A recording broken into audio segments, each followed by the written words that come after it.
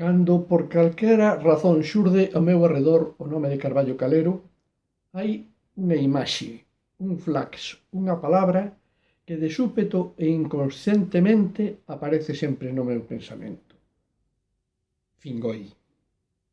Estoume a referir ao Colexio Fingoi, aquel centro experimental de ensino situado na aldeiña de Fingoi, aldea moi pertiña de Lugo e que hoxe forma parte da cidade.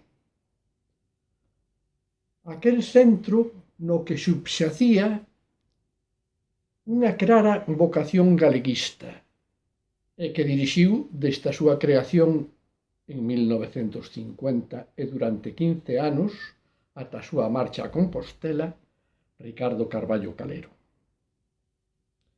Creo que non é exaxerado dicir que a pegada do eximio escritor quedou marcada en todos os seus alumnos daqueles anos e que o ideario do colexio e a rexia personalidade de Carballo fíxonos non só coñecer profundamente Galicia, senón crear en moitos de nós unha conciencia moi fonda de país, unha conciencia moi fonda da nosa galeguidade.